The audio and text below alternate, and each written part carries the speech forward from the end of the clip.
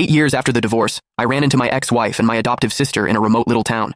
In the years since I'd seen them, one had become a superstar, the other the head of the powerful Prescott family, and I was running a tiny, hole-in-the-wall diner.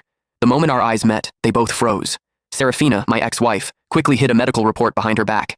Isabel, my sister, slipped a limited-edition watch she'd bought for her brother into her pocket.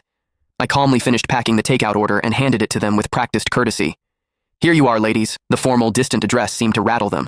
As they were leaving, Serafina suddenly turned back. "Didn't you say you'd only ever cook for me?" I offered a polite, empty smile. The foolish promises of youth, they don't mean much now, just like the people and memories I once thought I could never get over. With time, they had all faded to nothing. Through the open glass door, the noise of the street drifted in, but it couldn't dispel the frozen silence that had settled over the diner. The two women who had conspired to ruin me, to cast me out of my own home, now stood at the counter, unwilling to leave. Serafina clutched the plastic bag of food, choosing her words carefully. "Owen is injured and needs to recuperate. The facilities here are excellent, so we brought him to stay for a while. Mom and Dad, they came too," she added. "Do you want to see them?" I shook my head, wiping a grease stain from the countertop. "No, that's not necessary. Please give my regards to Mr. and Mrs. Prescott." I paused, then added, "Actually, it's probably best you don't mention me at all. Being associated with someone like me would only tarnish the Prescott name." At that, my adoptive sister Isabel's brow furrowed. "Noah, these past few years Noah!"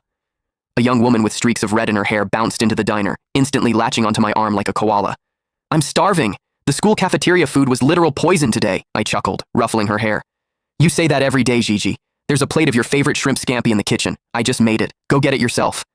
Gigi just hugged my arm tighter, whining, "No, you have to eat with me." Noticing that my other two visitors still hadn't left, my smile faded.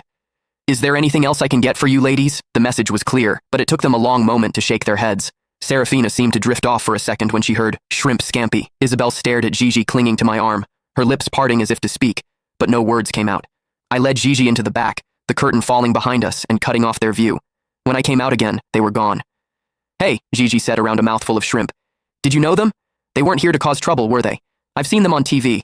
One's a huge celebrity, the other runs the Prescott Corporation. They're kind of a big deal." I placed another shrimp in her bowl. "Just regular customers," I said with a light laugh. "If I knew people like that, do you think I'd be running this little diner? I'd have moved us all into a mansion by now." Gigi giggled, then leaned in conspiratorially. "I heard that Superstar's husband is the one who's sick. The whole family came all the way out here just to take care of him. Must be nice, having that many people who care about you." I said calmly, wiping a grain of rice from the corner of her mouth. "Oh, I knew exactly how much they doted on Owen Prescott. 8 years ago, for his sake, one of them had publicly accused me of slander and assault, sending me to prison. The other had announced to the world that I had taken my own life out of guilt, personally ensuring I was erased from." Click the link in my bio to get the full story for free.